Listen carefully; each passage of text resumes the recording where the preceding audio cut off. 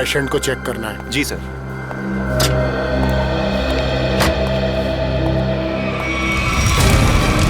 ये क्या? आग! रघु, मंगेश, जल्दी आओ, यहाँ पे आग लगी है, पेशेंट जला है, जल्दी आओ, फायर एक्सटिंग्विशर लेके आओ, जल्दी करो, जल्दी लेके आओ, जल्दी जल्दी जल्दी करो, जल्दी।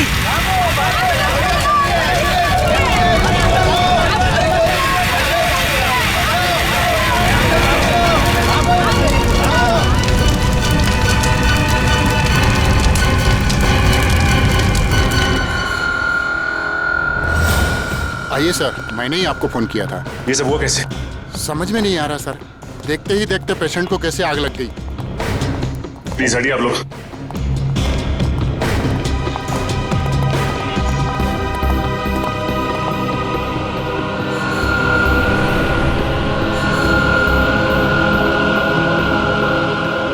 साहब, जिस वक्त ये आग लगी उस वक्त कोई और भी था कमरे में? नहीं सर, कोई नहीं था। मिस्टर अंश के बॉडीगार्ड बाहर ही पहरा दे रहे थे। हाँ सर, अरे इनके आने से पहले साहब अच्छी खासी लेटे हुए थे, लेकिन जैसे उन्होंने दरवाजा खोला अचानक आग लग गई। ऐसा कैसे हो सकता है? जब कमरे में कोई था ही नहीं तो फिर आग किसने लगाई? अपने आप लग गई आग है? ये शॉर्ट सर्किट का चक्कर भी नहीं लगता, लेकिन ये आग जैसी भी लगी हो हम इसका पता कर ही रहेंगे। अंश, अंश,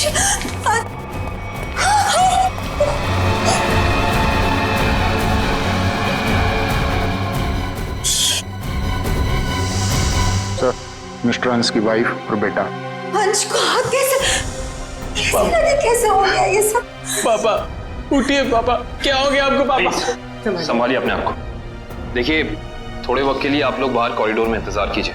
पंकज प्लीज चलिए। पापा आइए। डॉक्टर साहब, अंश जी यहाँ कौन सी बीमारी का इलाज कराने के लिए एडमिट हुए थे? कल रात इन्हें फूड पॉइजनिंग की वजह से लाया गया था। इनके घर पार्टी थी, शायद कुछ उल्टा सीधा खा लिया होगा। अच्छा ये बताओ कि डॉक्टर साहब के इस कमरे में आने से पहले कोई और भी आया था इस कमरे में? हाँ सर, 2 लोग आए हुए थे। एक कमरे की साफ सफाई करने वाला और दूसरा बिस्तर की चादर बदलने वाली। ये अंश कुमार, इस अंश कुमार की कुंडली निकालनी होगी। जहां तक मुझे याद आता है कि बहुत सारे काले कारनामों में शामिल था।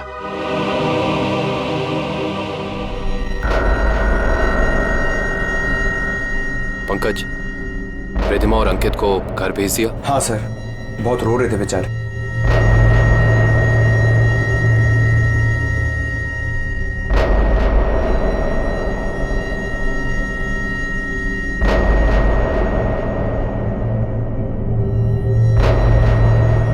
वैसे सालुंके साहब, आपको क्या लगता है आग किस वजह से लगी? मेरी बात छोड़ो सचिन, तुम बताओ, तुम लोगों को क्या लगता है भाई? सालुंके साहब, अगर हमें पता होता तो हम आपको क्यों बुलाते? देखा तारिका, इन लोगों ने तो हाथ खड़े कर दिए। अरे प्रद्युमन तो कहता था तुम लोग सुपर कॉप हो यार। सर, हम तो सिर्फ तहकीकात कर सकते हैं, अंदाजा लगा सकते हैं, लेकिन इस साइंस के मास्टर तो आप ही हैं ना। तो ठीक है, अंदाजा क्या लगाते हो वो अंदाजा ही बता दो यार। सर, हमें ऐसा लगता है कि ये चिंगारी लगाने वाला कोई इंसान नहीं बल्कि कोई वस्तु, कोई चीज है। हो सकता है, देखते हैं।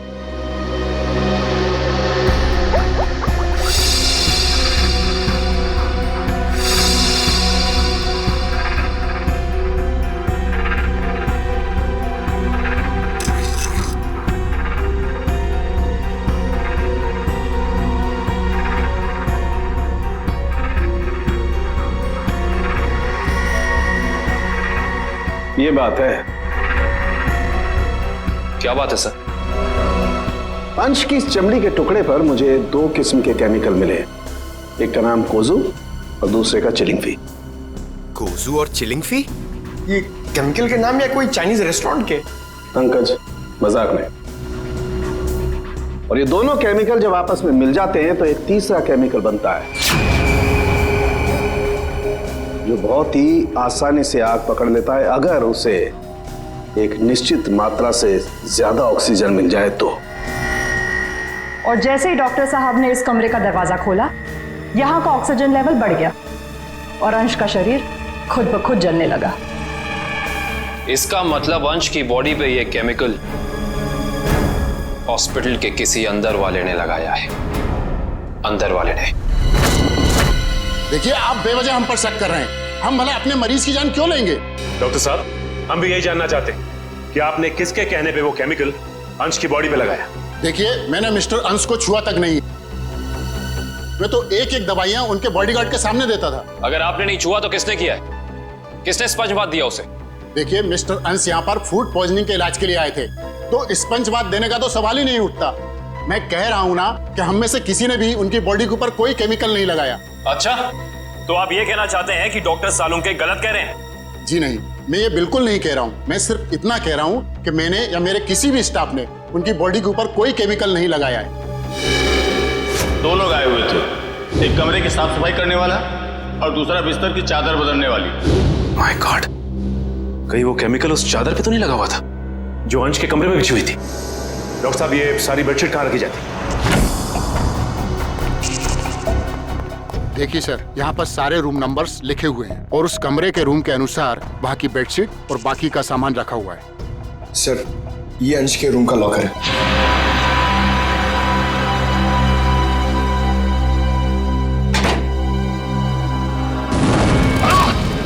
देखो ना तुम, बाहर जाओ, पूरी पकड़े, फायर कीजिए सर, जल्दी। फास्ट।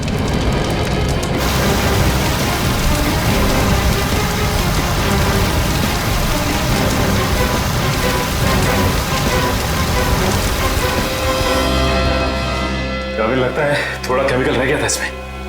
सही कह रहे हो सचिन, अब तो इस लॉकर को बाहर निकालना ही पड़ेगा। आप लोग भी थोड़ा पीछे रहिए।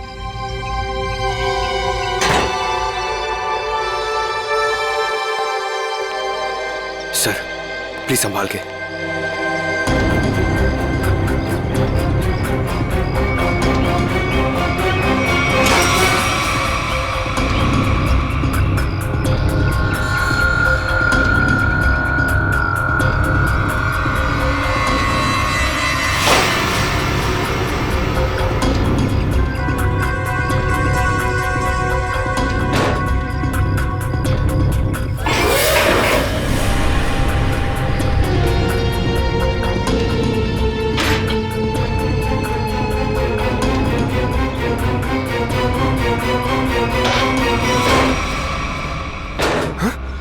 सर, ये क्या? आपकी बार तो आग ही नहीं लगी। क्या बोल रहे? आग सिर्फ इसमें लगी।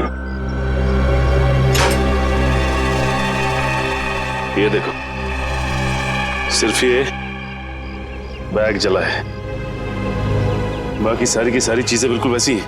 ये देखो। सर, इसका मतलब केमिकल इस बैग में होगा और बेडशीट इसी बैग में लाई होगी। हाँ पंकज, एग्जैक्टली ऐसा ही हुआ है। डॉक्टर साहब, ये वही लेडी है ना जिन्होंने अंश के कमरे में वो चादर बिछाई थी? जी सर, शीला। मैंने कुछ नहीं किया सर। मैं इन केमिकल्स के बारे में जानती तक नहीं हूँ। ज्यादा भोली मत बनो। अंश के कमरे की चादर तुमने ही बदली थी ना? बदली थी, मगर क्या? एक औरत ने मुझे 50,000 रुपए दिए थे और कहा था अंश साहब के कमरे में ये चादर बदल देना। उसने आपको पैसे दिए और आपने पैसे ले लिए? एक बार भी नहीं सोचा कि इसके पीछे उसका मकसद क्या है? मुझे क्या पता था साहब, कोई ऐसे तरीके निकालेगा किसी का खून करने के लिए। उसका चेहरा पहचानती हो? स्केच बनवा सकती हो उसका? नहीं, उसने अपना चेहरा दुपट्टे से ढक रखा था। चेहरा ढका था, लेकिन कुछ तो याद होगा, कुछ तो देखा होगा। हाँ, उसके दाहिने हाथ पर एक काला सा निशान था, यहाँ पर।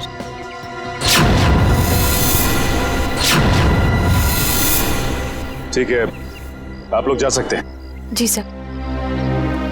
अंश को फूड पॉइजनिंग हुई उसके घर पे, जिसके बाद वो हॉस्पिटल में एडमिट हुआ। और कमाल की बात है कि हॉस्पिटल में आने के बाद वो जल के मर गया। कुछ तो गड़बड़ है।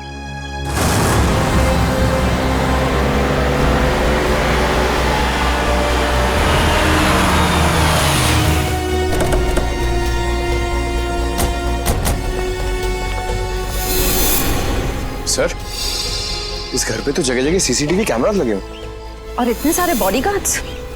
लगता है अंश जानते थे कि उनकी जान को खतरा है। राइट श्रेया, कोई ना कोई बात तो जरूर थी, वरना इतनी ज्यादा सिक्योरिटी कोई मामूली इंसान नहीं रखता। किससे मिलना है आपको? सीआईडी? अब अंदर जा सकते हैं? Thank you.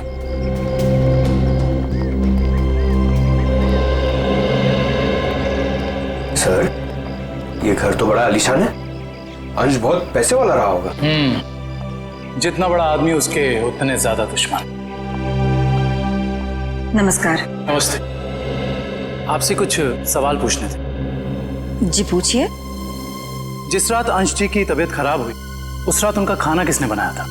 साहब, खाना तो मैंने बनाया था, लेकिन मैंने कुछ नहीं किया। तो फिर सिर्फ अंश की तबीयत क्यों खराब हो और किसी की क्यों नहीं? मुझे मालूम नहीं। अब मालूम नहीं कहने से तो काम नहीं चलेगा ना। कोई तो था जो चाहता था कि अंश हॉस्पिटल पहुंचाए, ताकि वहां वो खूनी बड़ी आसानी से उस जुर्म को अंजाम दे सके। एनीवेज, हमें उस पार्टी की गेस्ट लिस्ट चाहिए थी। जी। गोपी पिछले 5 साल से उनका खाना बना रहा है, ये ऐसा कुछ नहीं कर सकता। तो और कौन कर सकता है? क्या आपको किसी पर शक है? शायद गगन। गगन? अच्छा, ये गगन कौन है? पापा का बिजनेस मैनेजर था। अभी कुछ दिन पहले उसे नौकरी से निकाल दिया था। पार्टी में गगन भी आया था? हाँ, मगर बिन बुलाए। हाँ साहब, गगन हो सकता है। उस दिन पार्टी में मैंने उसको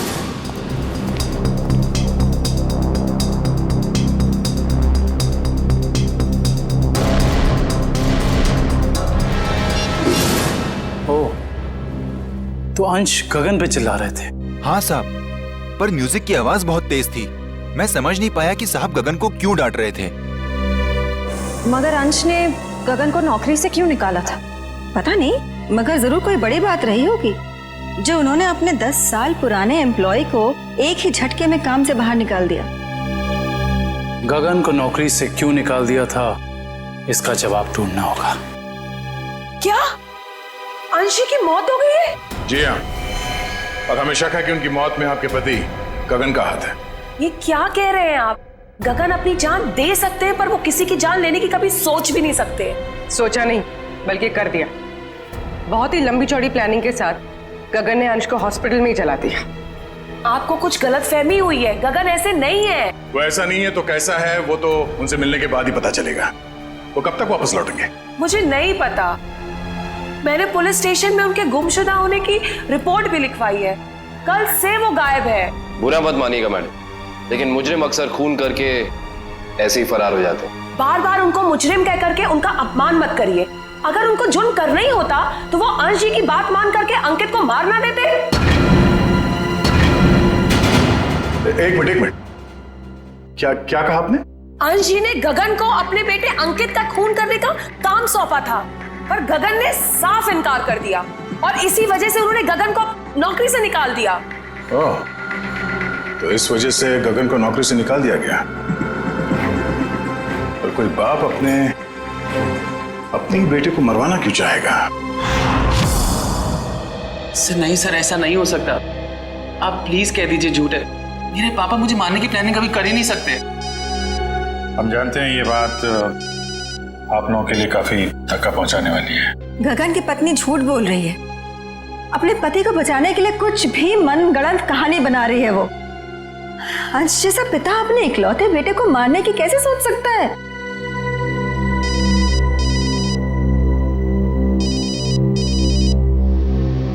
किसका फोन है अंकित? चाहो तो बात कर लो। नहीं सर, इंपॉर्टेंट फोन नहीं है। एक्चुअली मेरा एक फ्रेंड मुझे मिलने के लिए परेशान कर रहा है और फिलहाल मैं किसी से मिलना नहीं चाहता। सर, अगर आपके सवाल पूरे हो गए हो तो क्या हम जा सकते हैं? अब हमें अंश की शोक सभा की तैयारी करनी है। ठीक है, आप जा सकते हैं। इशिता? Yes sir.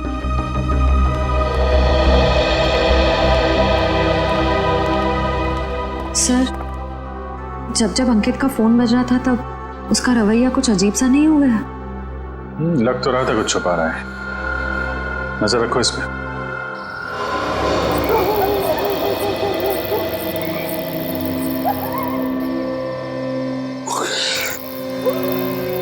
सर, हम लोग क्या रात भर यहीं खड़े रह के पहरा देंगे? रात बहुत काम की चीज होती है पंकज। जो काम दिन के खुले उजाले में नहीं किए जा सकते ना, वो रात के साए में हो जाते हैं। सर, अंकित आ रहा है। आ नहीं रहा श्रेया, हमें ले जा रहा है अगले सुराग तक।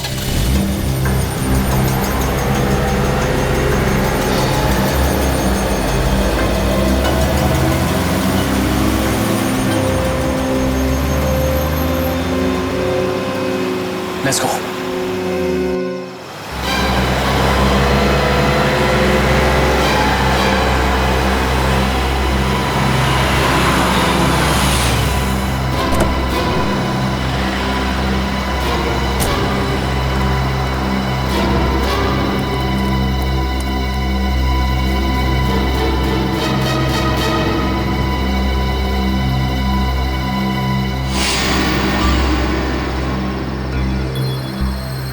सर, ये इतनी रात को यहाँ ढाबे पे खाना खाने को आया है? नहीं पंकज, खाना खाने नहीं आया ये यहाँ ऐसे इंसान का इंतजार कर रहा है जिसे ये दिन के उजाले में नहीं मिल सकता।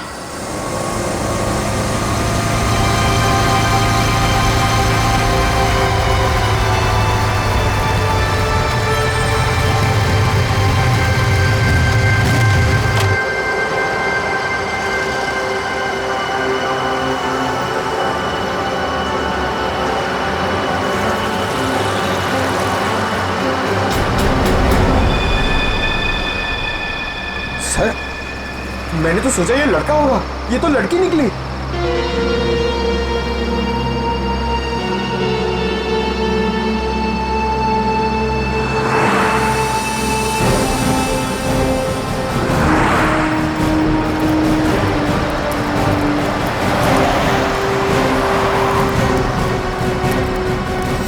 अरे आप लोग और यहाँ? हाँ हम लोग, हम बहुत मेहनत कर रहे हैं आपके पापा के खूनी को ढूंढने की। वैसे ये कौन है? ये स्वाति, मेरी बेस्ट फ्रेंड है। हाँ, वो तो हमने देख ही लिया है। देखिए आप लोग प्लीज मेरी मामा से मत कहिएगा कि मैं इससे यहाँ मिलाऊं। क्यों? वो आंटी मुझे इतना पसंद नहीं करती। क्यों पसंद नहीं करती?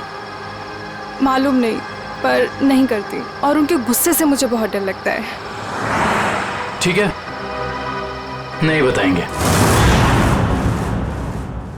सब बचपन से ही मुझे प्रिंसिपल ऑफिस के बाहर खड़े होने में बड़ा डर लगता था। कभी सोचा नहीं था कि सीआईडी का काम मुझे एक बार फिर यहीं ले आएगा। काफी शरारती बच्चे थे तुम, इसलिए प्रिंसिपल के कैबिन के बाहर खड़े कर दिए जाते थे। बस यूं ही कभी कभी टीचर पनिश कर देते थे। आइए, आपको प्रिंसिपल साहब ने अंदर बुलाया। हेलो। हेलो, सॉरी आप लोगों को इंतजार करना पड़ा। That's okay. हम यहाँ अंकित कुमार नाम के एक स्टूडेंट के बारे में कुछ जानकारी हासिल करने आए हैं। अंकित कुमार? तो वो तो बहुत ही ब्राइट स्टूडेंट है इस कॉलेज का। पढ़ाई लिखाई, खेल कूद, डिबेट, ड्रामा, हर चीज में वो नंबर 1 रहता है। अच्छा, इतना होनहार है वो? हाँ, बल्कि इस बार कॉलेज का स्टूडेंट ऑफ ईयर अवार्ड भी तो उसे ही मिला है। ये देखिए, ये रही उसकी फोटो। इसमें अंकित कुमार कहाँ है? यही तो है। ये नहीं, आपको कोई गलतफहमी हो रही है। हम लोग अंश कुमार के बेटे अंकित कुमार के बारे में बात कर रहे हैं। हाँ हाँ, यही तो है, अंश कुमार और रिद्धिमा का बेटा। सर, अगर ये असली अंकित है तो फिर वो कौन है? जो कोई भी है, उसके इरादे ठीक नहीं है, और रिद्धिमा जी ने हमें उसके बारे में बताया क्यों नहीं? रिद्धिमा जी कहाँ हैं? मैडम अपने कमरे में हैं। आइए।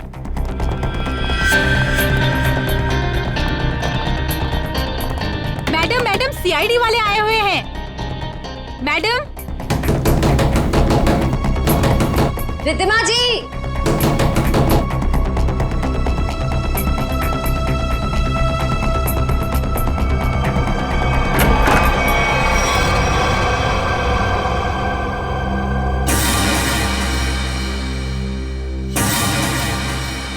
सर कमरे में तो कोई नहीं है।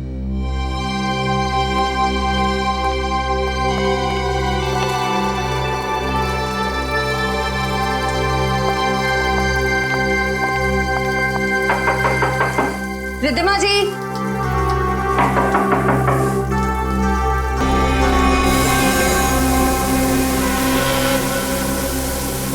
सर यहाँ भी कोई नहीं है। सर ये देखिए, सर यहाँ पे खून भी लगा हुआ है।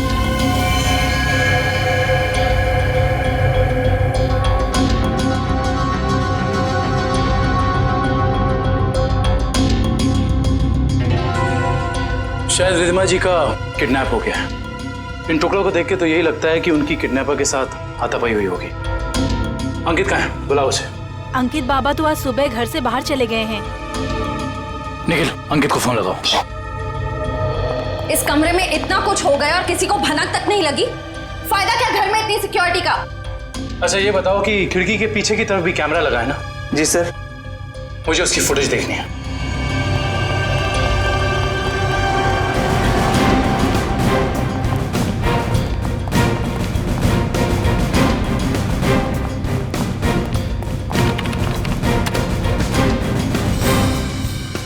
सॉरी सर, लगता है कैमरा 2 घंटे से बंद है।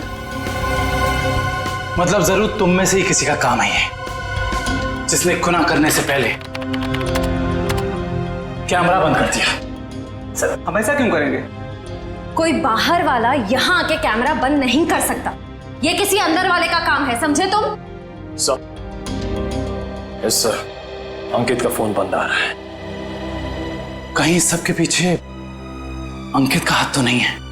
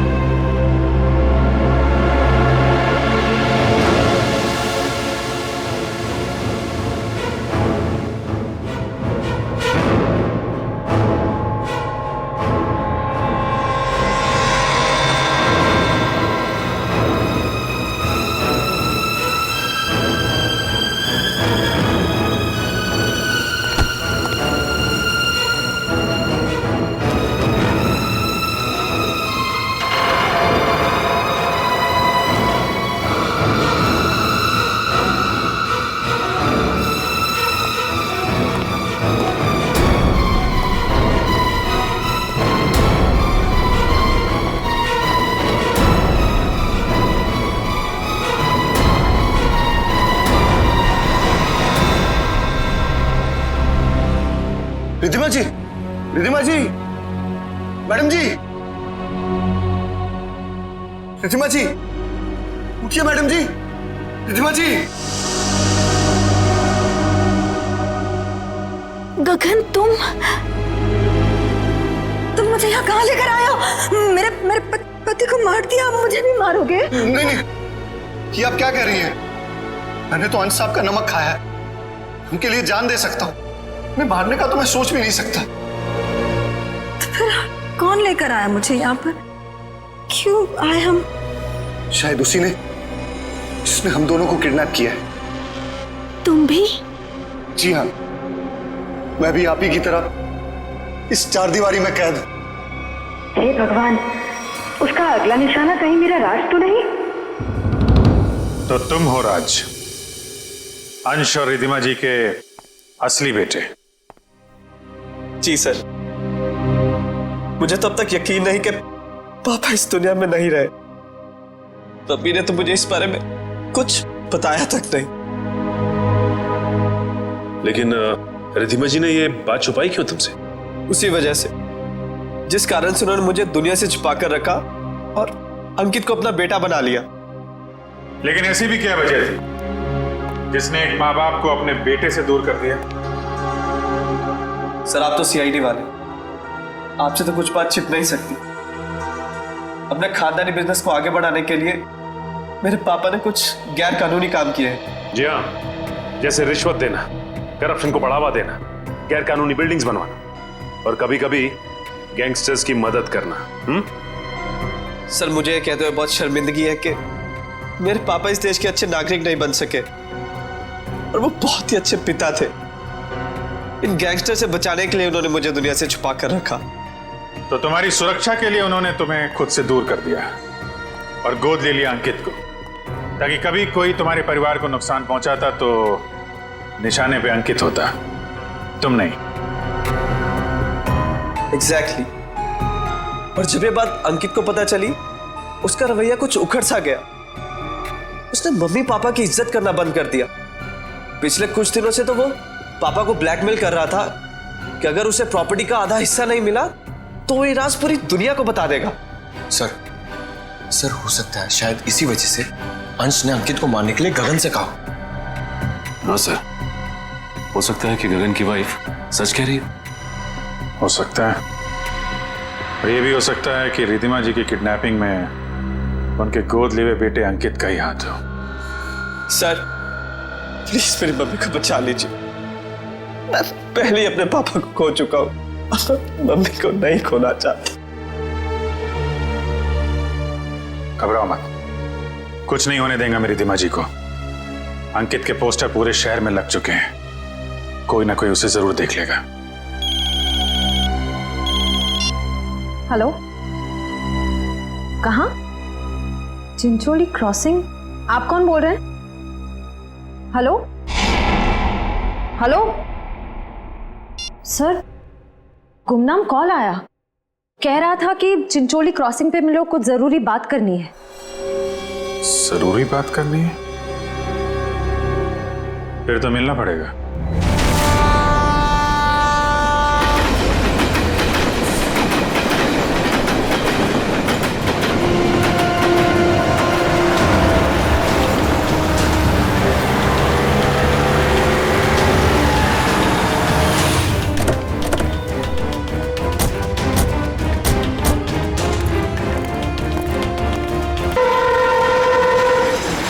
बताओ क्या बताना चाहते थे?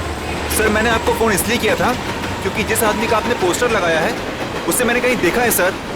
तुमने पक्का ध्यान से देखा ना? वो अंकित ही है। हाँ सर, वो अंकित ही था। कहाँ देखा है उसे? सर अगर मैं आप लोगों को बताऊंगा तो कहीं मैं मुसीबत में न पड़ जाऊं सर। देखो तुम्हें कुछ नहीं होगा, तुम बताओ तुमने कहाँ देखा था अंकित को? सर मैंने उसे हसनपुरा की चौल में देखा था सर। हसनपुरा चौल?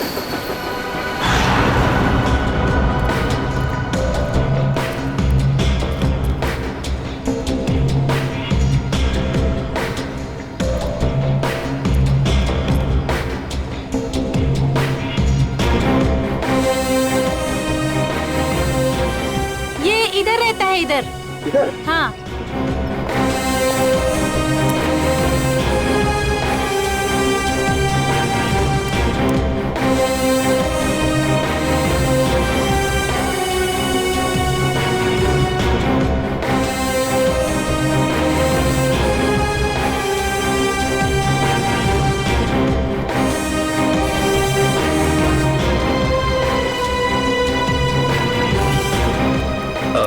आपने इसे कहीं देखा है? हाँ, उस तरफ रहता है। Thank you. सर, पता चल गया, अंकित उस घर में आता जाता था। Sir sir sir sir sir, बहुत मुश्किल हुई सर, लेकिन मैंने पता कर लिया है, अंकित इसी घर में आता जाता था, ये घर में। पंकज, हम सबको पता है। अब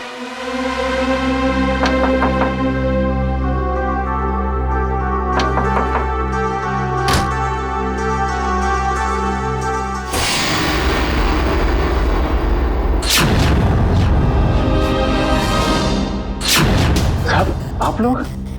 हाँ, हम लोग। सर यहाँ? हमें एक बॉडीगार्ड की जरूरत थी, तो सोचा क्यों ना तुमसे मिल लिया जाए। क्या मजाक करते हैं साहब? सीआईडी को कब से बॉडीगार्ड की जरूरत पड़ने लगी?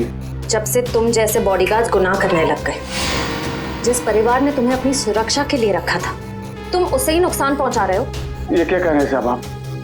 अंकित क्यों आता था यहाँ? अंकित बाबा यहाँ नहीं आए। हमसे झूठ बोलने का कोई फायदा नहीं है। सीआईडी से ना कोई बच सका है और ना बच पाएगा, इसलिए कह रहे हैं सब सच सच बता दो। हम जान चुके हैं कि अंकित अंशी का बेटा नहीं है। बताओ क्या सच है? बोलो क्या सच है? बताता हूँ। दरअसल में अंकित का असली बाप मैं हूँ। तुम? हाँ, अंश साहब मेरे बेटे को गोद लेना चाहते थे और मैं भी अपने बेटे के सुनहरे भविष्य के लिए उन्हें मना नहीं कर सका। मगर तुम्हारे अंकित ने जिस थाली में खाया उसी में छेद किया। पहले अंश को मार डाला, फिर रिद्धिमा को किडनैप कर लिया। नहीं साहब, मेरा बेटा ऐसा नहीं कर सकता। मैं उसे अच्छी तरह जानता हूँ। अगर ऐसा है तो हम अंकित को कुछ नहीं होने देंगे, लेकिन अब हमें साफ साफ बताओ ये अंकित हमें मिलेगा कहाँ? अंकित अपने दोस्त स्वाति के साथ है, ग्रीन सी लॉज में। ग्रीन सी लॉज?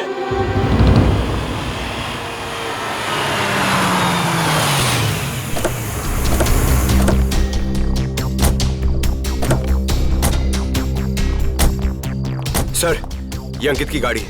अंदर चल के चेक करते हैं।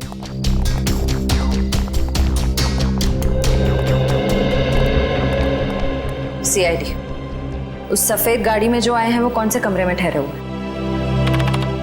Room number 113। Thank you. आओ।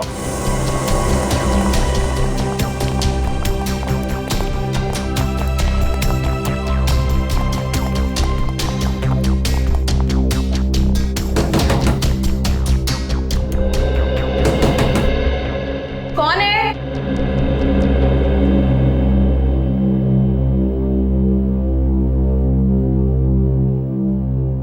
मैडम, हम रूम सर्विस से हैं। जरा खोलिए ना, चॉकलेट केक लाए हैं आपके लिए। मगर हमने तो केक नहीं मंगवाया। मैडम वो क्या है ना, हमारे होटल का 5वीं सालगिरह है, इसीलिए हम सबको चॉकलेट केक खिला रहे हैं। आप भी खाइए ना प्लीज। सीआईडी?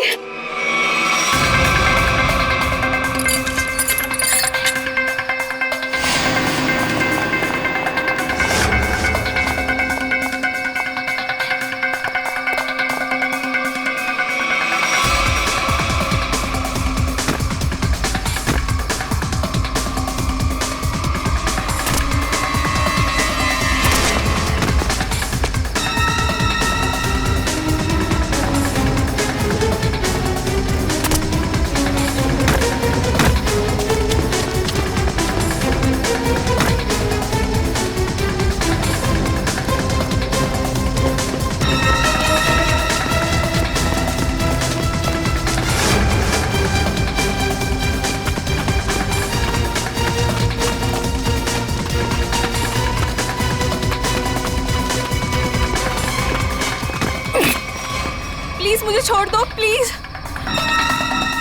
तुम वही हॉस्पिटल वाली लड़की हो? प्लीज मुझे जाने दो, मैंने कुछ नहीं किया। सीआईडी की आदत नहीं है मुजरिमों को जाने देने की।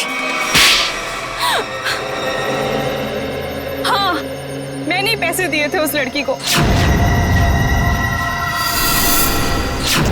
ताकि वो केमिकल वाली बेडशीट अंश के बेड पे बिछा सके। किसके कहने पे किया था तुमने ये? अंकित के। कहाँ मिलेगा ये अंकित? पता नहीं। अच्छा, तो ये तो पता होगा ना कि रिद्धिमा को कहाँ छिपा के रखा है? नहीं पता। ये पता नहीं, वो पता नहीं, तुम्हें पता क्या है स्वाति? गगन कहाँ है ये पता है मुझे। I see। तो और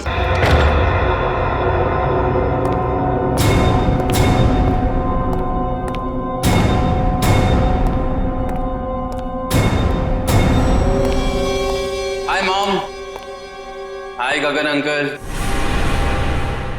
आई होप सब ठीक तो है ना?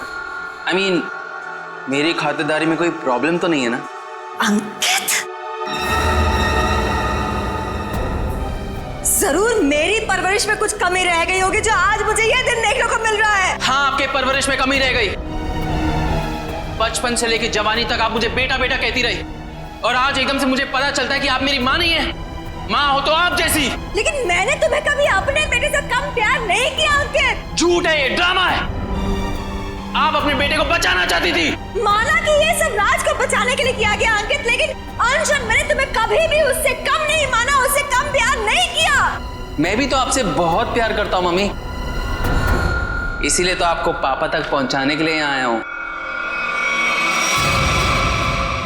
और एक टिकट के साथ दूसरी बोनस टिकट फ्री। रिद्धिमा जी, उठा लीजिए, उसके सर पे खून सवार है।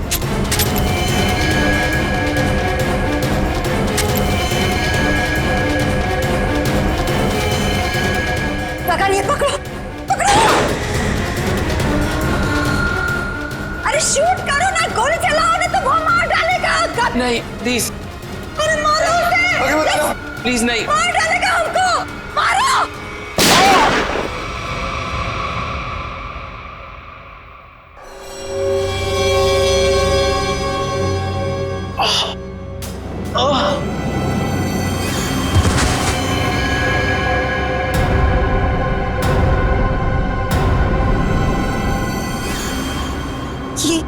ये क्या क्या क्या तुमने उसे मार डाला? तुम उसके पैर पे फायर कर सकते थे ना, उसे मार डाला तुमने। गगन, व्हाट डिड यू डू? मेरे से घबराहट में गोली चल गई, वैसे मारना नहीं चाहता था।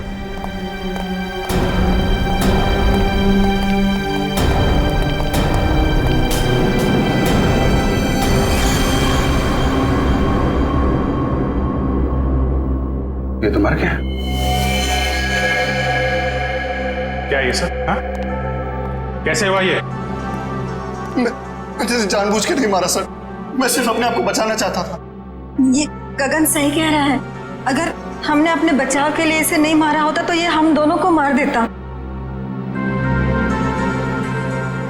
हम समझ सकते हैं। श्रेया, इनके स्टेटमेंट रिकॉर्ड कर लो। आप लोग जाइए प्लीज इनके साथ में। चलिए।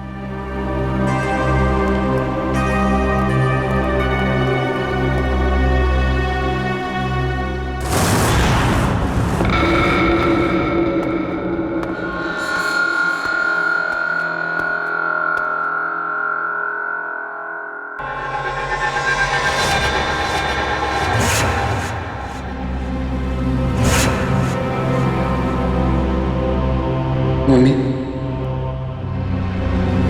मम्मी, मम्मी,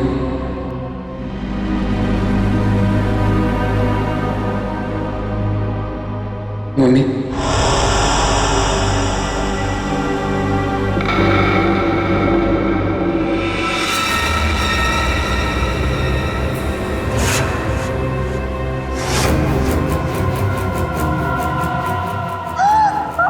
आपने मेरे साथ ऐसा क्यों किया? हमने मेरे साथ ऐसा क्यों किया मम्मी? क्यों मुझे धोखा दिया? क्यों मुझे धोखा क्यों मुझे मार दिया? क्यों मुझे मार दिया? बोलिए मम्मी, जवाब दीजिए। बोलिए मम्मी, जवाब दीजिए। क्यों किया आपने ऐसा मेरे साथ? क्यों किया आपने ऐसा मेरे साथ? क्यों हमने बेटे को मार दी? क्यों हमने बेटे को मार दिया? जवाब दीजिए मम्मी, जवाब दीजिए मम्मी। बोलिए आपने ऐसा क्यों किया? बोलिए आपने ऐसा क्यों किया? क्यों मुझे मारा? क्यों मुझे मारा? क्यों मुझे मारा? क्यों क्यों?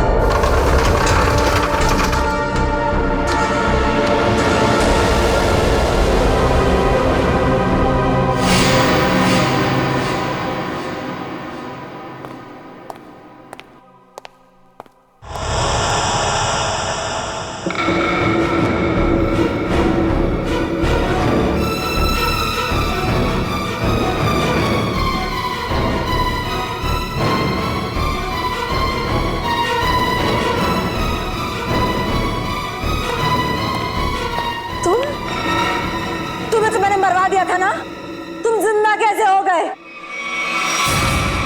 मरे हुए लोग कभी जिंदा नहीं होते रिधिमा जी। ये सब तो सीआईडी का प्लान होता है, गुनहगार से उसका जुर्म कबूल कराने का। अंकित तो कभी मरा ही नहीं था। इतना बड़ा धोखा मेरे साथ। मैं धोखा तो तुमने दिया। मैंने जो कुछ भी किया अपने बेटे के लिए किया है। राज, तुम्हारे पापा तुम्हें अपने गैर कानूनी बिजनेस में शामिल करना चाहते थे, लेकिन मैंने तुम्हें हमेशा गुनाहों के इस साए से दूर रखना चाहा। माँ, मैंने कभी सपने में भी नहीं सोचा था तुम भी पापा की तरह इस तरह गुनाहों के दलदल में धंसी हुई हो। और इसीलिए इन्होंने पापा को मारने के लिए मेरी मदद ली थी और प्रॉपर्टी में 25% शेयर देने का वादा भी किया था। इस प्लान में तुम दोनों मिले हुए हो, इसके बारे में तुम्हारी दोस्त स्वाति ने हमें पहले ही बता दिया था। उस पार्टी के दिन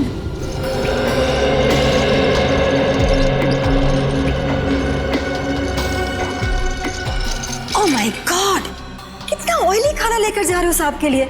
डॉक्टर ने परहेज के लिए कहा है ना। जाओ सैंडविच और जूस लेकर आओ। जाओ। मगर साहब ने? साहब तुम्हारे बॉस हैं, बट साहब की बॉस मैं हूँ। जाओ। जी मैम।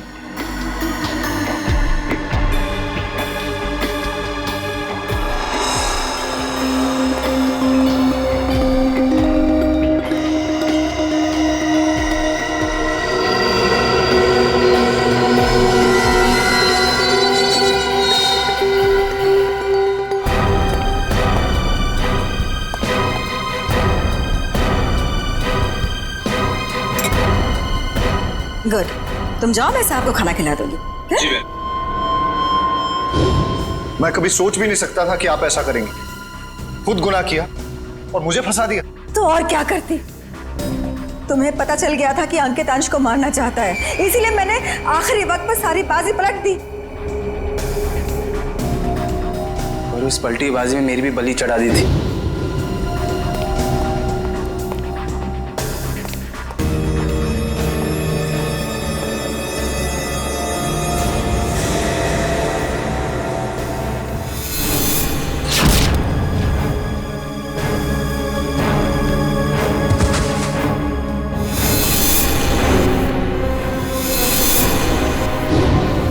मुझे पता चला कि गगन को तो पूरी सच्चाई पता ही नहीं है। उसे तो यही नहीं पता कि अंश की मौत में मेरा हाथ है, इसलिए मैंने सारा इल्जाम अंकित पर डाल दिया। राज, मैंने ये सब तुम्हारे लिए किया बेटा। गुनाहों पे ममता की चादर ओढ़ देने से तुम्हारे पाप धुल नहीं जाएंगे मैडम। आप दोनों का फैसला अदालत करेगी, या तो फांसी होगी या फिर जिंदगी भर जेल।